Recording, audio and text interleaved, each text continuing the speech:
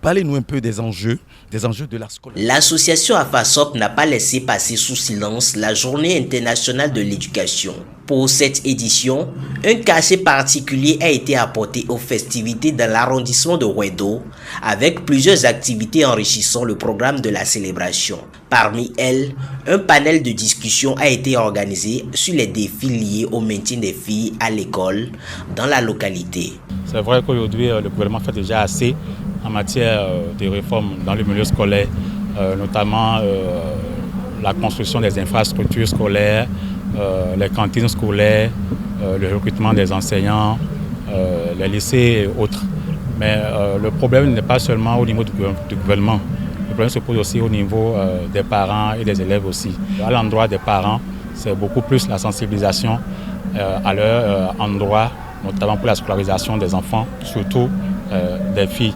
C'est aussi d'accompagner les enfants, notamment les filles, dans leur cursus scolaire. Parce qu'il ne suffit pas juste d'inscrire l'enfant à l'école et d'espérer que le résultat sera là. Depuis plusieurs années, AFASOP Bénin s'engage aux côtés des femmes et des jeunes filles à travers diverses actions sociales dans plusieurs régions du sud du Bénin. Les objectifs sont bien atteints parce que les femmes sont contentes. Même les membres d'AFASOP Bénin, qui sont des femmes médiatrices, elles sont contentes de cet atelier et de cette fête-là. Notre objectif de cette année, c'est de continuer à sensibiliser nos femmes pour leur autonomisation. Parce que si vous n'êtes pas autonome, vous ne pouvez pas éduquer vos enfants. Parce que c'est la femme qui éduque les enfants. Donc on leur apprend à être autonome. Et à être autonome, il faut faire quoi? Il faut se lever très tôt le matin et s'occuper de quelque chose qui va vous rapporter, qui va vous revenir quelque chose dans la maison, pour aider aussi les hommes à éduquer les enfants pour les dépenses de la maison. Cet engagement constant a valu à l'association AFASOP la reconnaissance des autorités locales ainsi que la satisfaction des bénéficiaires qui saluent ces initiatives porteuses d'espoir. L'ONG AFASOP Bénin, c'est une ONG implantée ici à Wedo qui s'occupe beaucoup plus de la question de la femme et de la jeune fille, qui travaille dans le domaine de l'autonomisation de la femme, les violences basées sur le genre, mène beaucoup d'actions sociales. L'éducation est tellement fondamentale que les dirigeants en font une priorité. C'est pourquoi presque dans le monde entier et plus précisément au Bénin, l'éducation est décrétée gratuite et c'est obligatoire. Et même dans les collèges aujourd'hui au Bénin, l'éducation de la jeune fille à partir de la classe de 6e est gratuite. Donc c'est pour revenir sur le caractère fondamental de l'éducation dans le développement de toute société. Et c'est le moment pour nous également de faire un clin d'œil, non seulement à l'ONG AFASOP, mais aussi aux acteurs de l'éducation. Ce que AFASOP fait là, c'est tout. Mais moi, je remercie AFASOP Bénin que c'est très bon, quoi. Ce qu'il fait là, c'est très bon. Et je remercie AFASOP Bénin. Je m'appelle Samuel Ronponou, écolier à EPP d'Asselcom en classe de CM. J'avais abandonné l'école et grâce à AFASOP Bénin, j'ai repris. Merci à la présidente de AFASOP Bénin. On est une ONG a toujours besoin d'aide. Donc on profite de l'occasion pour lancer un appel à ceux qui peuvent nous aider pour qu'on évolue plus que pour qu'on continue le travail qu'on est en train de faire et aller encore dans d'autres communes. On aimerait même dans les 65 communes. Cette célébration a également été l'occasion pour l'association d'inviter les populations de Wedo à prendre part aux festivités. Dans une ambiance conviviale, les échanges de vœux de nouvel an ont renforcé les liens de solidarité entre les habitants et AFASOP Bénin, témoignant ainsi de l'importance de l'éducation comme vecteur de cohésion sociale.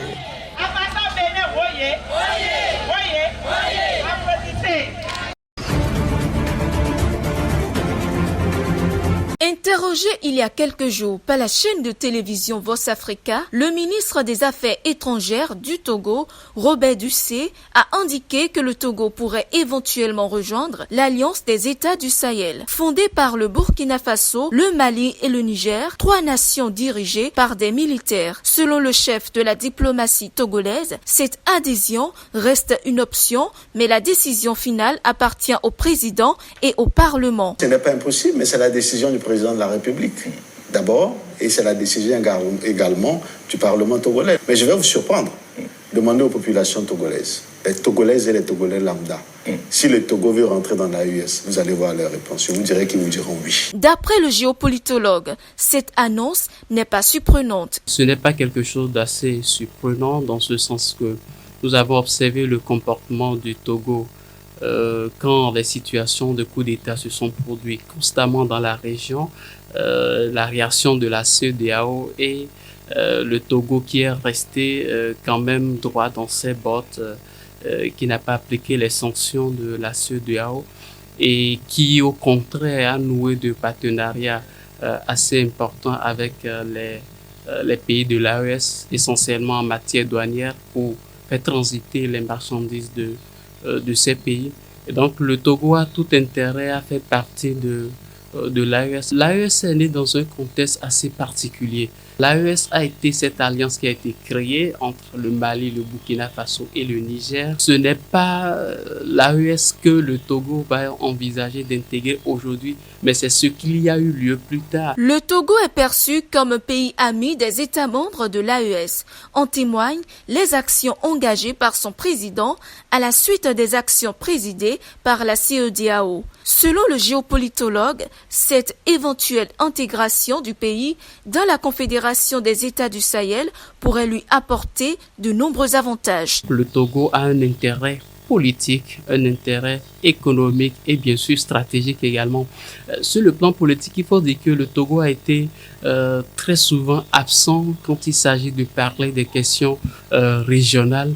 Et le Togo a bien fait de saisir l'opportunité de la crise qu'il y a eu lieu en Afrique de l'Ouest pour se positionner en tant que médiateur assez intéressant que nous pouvons avoir. Le Togo, depuis longtemps, a vécu sous un régime qui a une certaine difficulté en termes d'alternance politique. Et puis cela a été très souvent reproché au Togo en termes par les organisations de la société civile, les organisations internationales de défense des droits de l'homme et certains États même. Et donc, le fait de jouer la carte de l'AES aujourd'hui, de se rapprocher de l'AES qui, au contraire, a beaucoup de sympathisants, permet au Togo de mettre de côté cette question de remise en cause de l'alternance au Togo et d'occuper les médias, d'occuper les acteurs de la société civile et d'autres institutions internationales par rapport à son implication vis-à-vis de l'AES. En ce moment, on ne parlerait plus de la question d'alternance du Togo, mais on s'intéresserait à la manière dont le Togo s'y prend vis-à-vis de l'AES. Si cette adhésion se concrétisait, son départ de la CEDEAO pourrait engendrer de lourdes conséquences. Il y a un fort risque pour la CEDEAO de connaître un déclin drastique si le Togo doit se retirer de la CEDEAO. Ce serait un Brexit. Et il faut savoir que le Togo, à la fondation de la CEDEAO, le Togo faisait partie des membres importants de la mise en place de cette institution. Le père du président actuel du Togo était l'un des mentors très importants dans le cadre de l'instauration de cette institution sous-régionale. Et donc, aujourd'hui, le fait que le Togo se retirerait de la CEDEAO pour rejoindre l'AES, ce serait un coup dur porté à la vision défendue par les pères fondateurs cette institution. Et donc ce serait le déclin progressif qui va s'observer au niveau de la CEDEAO. L'attention est désormais tournée vers le Togo, qui pourrait bientôt franchir un pas décisif vers son adhésion à l'Alliance des États du Sahel. Cela marque un tournant dans sa vie politique. Il y a deux catégories de gens. Vous savez, le gouvernement actuel a mis à la retraite d'office certaines personnes qui ont fait 20 ans et autres. Voilà ceux-là qui sont très surpris. Maintenant, pour ceux qui ont fait leur cursus normal, s'ils sont surpris, ça veut dire qu'ils ont pris le temps ils ont pris le temps de ne pas s'occuper de leur avenir. Moi, là où je suis,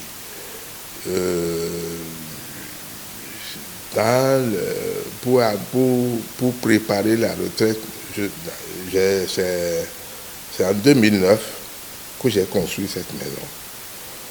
En 2009, j'ai construit cette maison, donc j'étais à peu près à 4 ans de la retraite. Mais avant, j'étais dans le quartier. Depuis 1995, je vivais là. Maintenant, tout ce que j'ai réalisé, à partir de 2002, j'avais tout ça en dehors d'ici. J'avais dit à ça, bon, les locataires ici, bon, un champ là, tout ça. Je préparais ça. Et je me dis, si on va à la retraite, il faut quand même avoir le minimum de moyens financiers pour éviter, pour que quand on tombe malade, il faut acheter des médicaments, il faut faire ceci, il faut faire ça. Bon, voilà, moi je ne suis pas surpris de ma retraite. Je ne suis pas surpris. Parce que je m'attendais, je savais que à partir de fin 2012, je dois être libéré, je dois être libre. Bon, donc, il faut que je prenne les dispositions. Pour les jeunes frères, le conseil, quand on commence à travailler, bon, il faut d'abord, il faut louer quelque part. Vous avez une épouse, oui, il faut louer. Et il faut d'abord commencer à voir comment je peux rentrer chez moi-même. Si vous avez cet objectif-là, il vous faut 5 à 8 ans, l'objectif sera atteint. Et si vous vivez chez vous-même, au bout après 20 ans de service, vous devez déjà commencer à envisager avec votre famille ce qu'il faut faire pour être à l'abri des besoins, si vous n'êtes pas maladif, si vous vous portez bien, je crois que tout sera bien fait.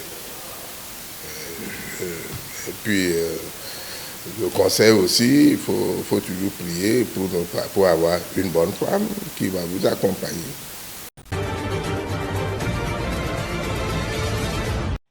En RDC, tous les sites de déplacés des groupements de Kibati et Mounichi, situés à environ 10 km au nord de Goma, ont été entièrement évacués par leurs occupants. Les habitants fuient en masse vers Goma, chef-lieu de la province du Nord Kivu. Cette nouvelle vague de déplacement vient exacerber une situation humanitaire déjà critique. Nous entendons des tirs de tous les côtés de notre camp de déplacés, alors j'ai décidé de fuir pour ne pas mourir. Nous nous dirigeons vers Goma, mais j'ai entendu dire qu'il y avait aussi des bombardements là-bas. Maintenant, nous ne savons plus où aller.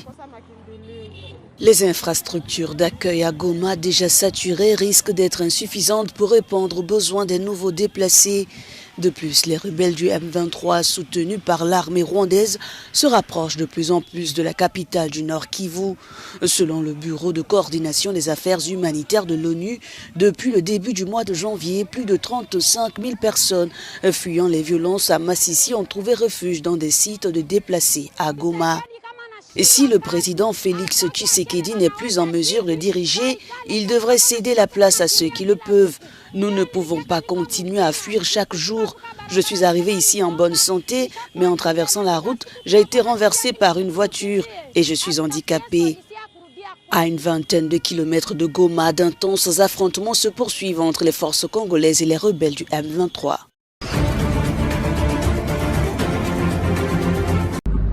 En République démocratique du Congo, les rebelles du M23 revendiquent la prise de la ville de Goma.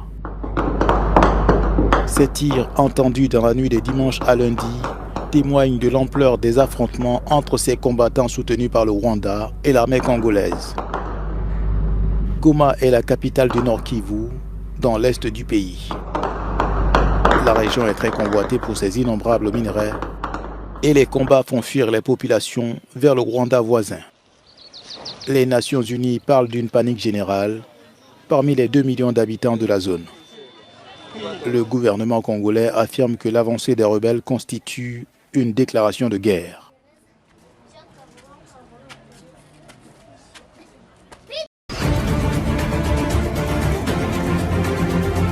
Au Soudan, le seul hôpital encore opérationnel à El Fasher a été pilonné par les drones du RSF. Selon l'armée soudanaise, bilan, au moins 70 morts et 100 blessés. L'Organisation mondiale de la santé a fermement condamné cette attaque. Les paramilitaires de leur côté n'ont pas fait de commentaires dans l'immédiat. Par ailleurs, jeudi, les échanges de tirs entre l'armée soudanaise et le RSF ont impacté la plus grande raffinerie de pétrole, provoquant d'énormes incendies à Khartoum. L'armée et ses adversaires se sont accusés réciproquement d'avoir mis le feu à cette infrastructure située à 71 km au nord de la capitale. Pendant ce temps, le Soudan du Sud voisin a suspendu l'accès aux réseaux sociaux pendant 30 jours pour réduire les violences liées à la diffusion de vidéos montrant des meurtres de ses ressortissants.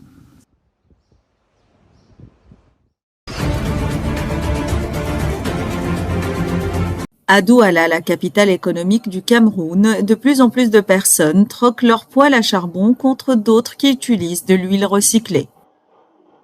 L'appareil conçu par un ingénieur camerounais fonctionne grâce à l'huile de vidange des véhicules et à l'énergie solaire. On a beaucoup de femmes qui ont des problèmes pulmonaires liés à l'inhalation de monoxyde et dioxyde de carbone, qui sont des gaz dégagés par la combustion du bois. Et c'est un réel problème de santé publique, pas seulement au Cameroun, mais dans pratiquement toutes les régions africaines où on utilise le bois de chauffe. Il y avait également ce problème de lutter efficacement contre la pollution des sols, parce que ces huiles sont déversées partout, personne n'en veut, personne ne les valorise et il n'y a qu'une faible quantité de ces huiles qui sont généralement reprises et recyclées, puis revendu, remis sur dans le circuit de réutilisation. L'idée de créer cet outil de cuisson rechargeable est venue à Eric Tinqueux en 2022, quand son mécanicien lui a expliqué les difficultés qu'il rencontrait pour se débarrasser des huiles usagées. Il est très important que ces déchets liquides ne se retrouvent pas dans la nature, mais qu'ils soient récupérés par des experts, des spécialistes et des professionnels du milieu pour les recycler, les traiter avant de les remettre sur le marché. Également aussi, c'est une très bonne chose que ces huiles soient réglées parce que cela participe à l'économie circulaire, ce qui fait que ça crée des emplois. Si Tinqueux tient à garder secret le processus par lequel il transforme l'huile usagée en combustible, il dit traiter environ 5 tonnes d'huile par mois.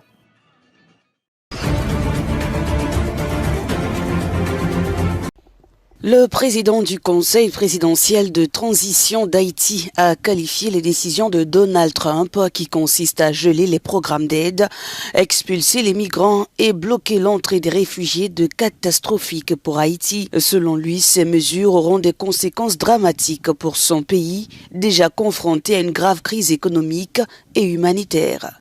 Leslie Voltaire a exprimé ses préoccupations samedi après une rencontre avec le pape François. Trump a qualifié Haïti de pays de merde, ce qui laisse penser qu'il ne se souciera pas particulièrement de notre pays. Le président de la République dominicaine, Louis Abinader, poursuit une politique de rapatriement rapide, renvoyant chaque semaine environ 10 000 Haïtiens. Avec l'escalade des violences des gangs, environ 700 000 personnes sont déplacées, et bien que le Programme alimentaire mondial et l'Organisation internationale pour les migrations apportent leur aide, celle-ci reste insuffisante face à l'ampleur de la crise. Si rien n'est fait, la situation risque de devenir catastrophique. Selon l'OIM, environ 200 000 personnes ont été expulsées de force vers Haïti au cours de l'année dernière, principalement en provenance de la République dominicaine. Le président par intérim haïtien et son gouvernement de transition sont responsables de la préparation des élections générales, un objectif qui semble de plus en plus difficile à atteindre dans le contexte actuel.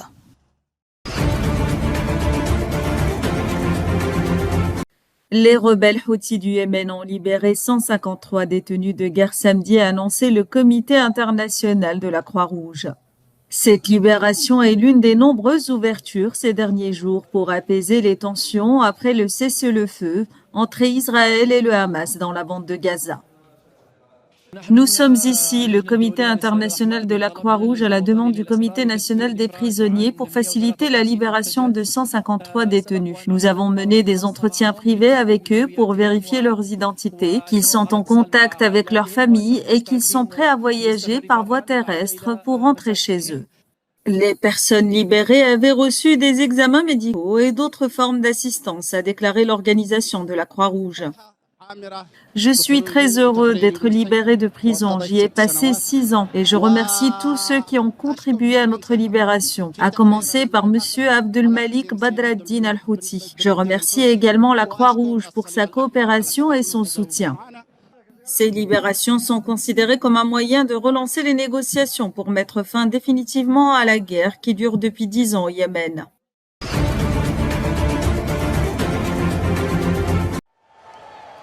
Kylian Mbappé est aux anges et le Real Madrid exulte. L'attaquant français des Merengues a inscrit un triplé samedi sur la pelouse du Real Valladolid, son premier de la saison sous ses nouvelles couleurs.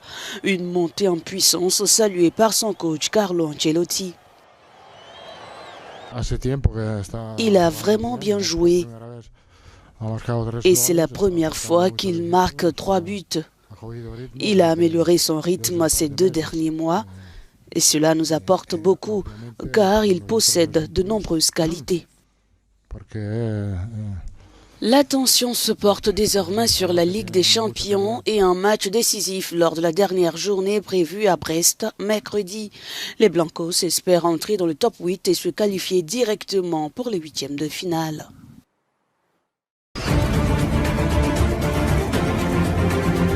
Le ministre irakien des Affaires étrangères Abbas Arachi est arrivé dimanche en Afghanistan rencontrer des responsables talibans. À son arrivée à Kaboul, il a été accueilli par Amir Khan Moutaki. Les 2 hommes ont discuté de la situation sécuritaire à leurs frontières communes et de la coopération économique entre leurs 2 pays. Cette rencontre est la plus importante entre l'Iran et l'Afghanistan depuis la prise de pouvoir des talibans en août 2021 après le retrait des troupes américaines. Cette visite survient quelques jours après que les talibans ont rejeté une demande de la Cour pénale internationale d'arrêter 2 de leurs hauts responsables pour persécution des femmes.